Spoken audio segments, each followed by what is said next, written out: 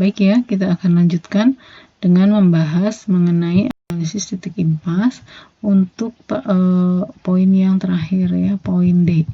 Di dalam poin ini kita diminta ya, atau saudara diminta untuk menggambarkan analisis titik impas itu dalam bentuk grafis. Yang tadi dari poin A sampai D ini kita diminta itu dalam bentuk matematis atau dalam bentuk persamaan. Nah, kemudian kalau grafisnya digambarkan seperti apa gitu ya, analisa yang tadi sudah kita hitung itu.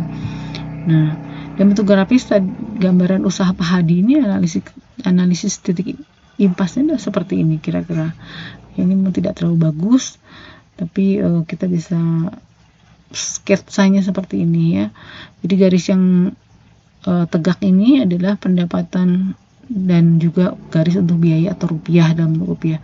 Sedangkan yang mendatar ini itu adalah unit sepeda motornya.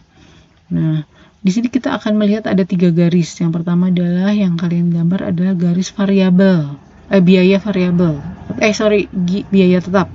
Ini adalah garis biaya tetap ya, atau fixed cost. Garis biaya tetap. Nah, kemudian ini adalah garis ya dari 0,0 ya, dari titik 0 ditariknya. Ini adalah garis pendapatan. Kemudian ini adalah garis biaya total.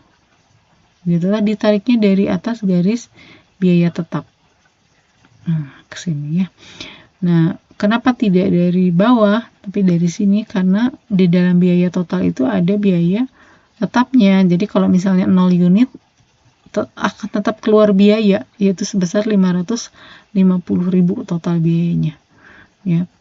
Kalau pada garis biaya tetap ini ya, tadi kita tahu bahwa usaha Pak Hadi ya, berapapun sepeda motor yang masuk, mau 0 unit tidak ada yang masuk sama sekali atau 500 dan berapapun biaya tetapnya, yaitu biaya sewanya tadi ya. Biaya sewanya itu adalah 500, biaya sewa dan biaya membayar karyawan, gaji tetap. Jadi tetap ya harus keluar.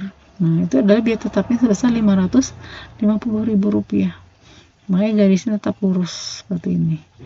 Nah, kemudian tadi garis pendapatan, atau kita ke kemudian kita gambar garis total biaya. Garis total biaya ini ya, ketika 500 unit sepeda motor masuk ya, atau dititipkan, maka akan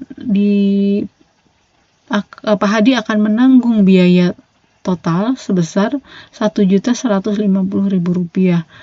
Nah, total biaya ini dari mana? Biaya tetap ditambah biaya variabel. Biaya tetap ini tadi 550.000, sewa tempat itu tetap ya. Walaupun berapa sepeda motor yang masuk dia harus bayar sebesar 400.000, ditambah gaji karyawan 2 orang 75.000 rupiah, kan 1 orangnya 2 orang berarti 150.000, berarti 550.000, ditambah biaya variabel. Biaya variabelnya berapa? 500 unit sepeda motor dikalikan tadi insentifnya 600 kali 2 atau 1.200, yang diperoleh 1.150.000 kalau 500 yang masuk. Jadi kalau 500 yang masuk dia 1.100.000 di sini, jadi 1.150.000. Nah, di sini ya. Jadi nariknya dari sini, dari titik biaya tetap ke sini. Ini garis biaya total. Kemudian garis pendapatan. Kalau dia 500 unit sepeda motor yang masuk, tadi pendapatannya adalah 2.500.000 ya. Kita lihat di sini kan. Saya rasa Anda masih ingat. Nah, di sini kan kita lihat apabila sepeda motornya masuk 500, pendapatannya 2.500.000 ya. Nah, jadi kalau 500 2.500.000. Nah, tarik dari titik 0 ini ke titik ini. Ya. Nah, di antara garis total biaya ini dengan garis pendapatan ada titik potong yang disebut dengan break even atau titik impas ya. Titik impas ini pada berapa? Angka berapa? 145 unit ya, dan sebesar 723.684. Angka-angka ini didapat dari mana? Dari ini yang hitungan yang tadi ini. Nah, dari rumus ini 145 buahnya yang minimum harus diperoleh oleh Pak Hadi pada malam itu, ya. Ini yang unitnya tadi, ini yang rupiahnya dipindahkan ke sini. Nah, ini artinya apa? Perpotongan ini. Pada titik ini garis pendapatan atau pendapatan pada titik ini dan biaya, ya, itu sama, biaya total, baik biaya variabel maupun biaya tetap.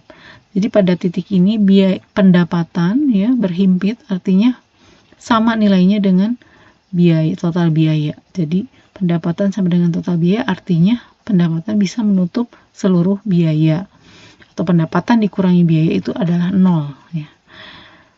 Jadi di sini nutup lah, pas sama antara pendapatan dengan biaya total, gitu ya. Nah, sementara di titik-titik sebelah sini, jadi kalau di bawah 145 unit, maka kita melihat garis garis pendapatan, ya.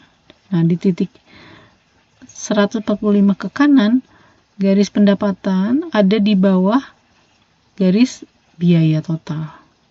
Artinya biaya lebih tinggi dari pendapatan, ya. Semua titiknya di sini, berapa unit pun di sini. Jadi kalau ada sepeda motor yang dititipkan di bawah 145 unit, maka garis pendapatannya di bawah garis di bawah garis biaya, ya. Di bawah garis biaya, berarti ini adalah rugi. Kalau pendapatan biaya di atas garis pendapatan, berarti biayanya lebih tinggi dari pendapatan, ini berarti daerah rugi. Sementara apabila di atas 145 unit masuk, ya, maka di sini adalah daerah untung, di mana pendapatan lebih tinggi daripada garis biaya, maka di sini adalah daerah laba. Kalau pas di titik ini adalah daerah impas, di mana tidak rugi maupun tidak untung, gitu. Jadi harus 145 unit dan pendapatannya harus sekian. Sehingga kalau sudah geser ke sini sedikit udah mulai untung, udah mulai laba. Makin ke kanan makin membesar labanya, makin ke kanan lagi makin besar, dan paling besar adalah di titik 500. Ini daerah labanya luasnya paling luas, ya. Jadi itu, ya. Jadi yang pertama adalah gambar dulu garis biaya tetap, kemudian hitung biaya totalnya, ya, biaya tetap sama biaya variabelnya dijumlahkan, dimulai dari titik 550.000, bukan dari sini, ya, ke sini, ya, ke angka 1.050.000, kemudian pendapatan dari 0,0. Jadi kalau misalnya 0 unit masuk, berarti dia pendapatan 0. Kemudian ke 2.500.000. Di sini titik potongnya tarik ke bawah, berapa tadi titik impasnya? 145. Kalau ke sini dalam bentuk rupiahnya adalah 723.684.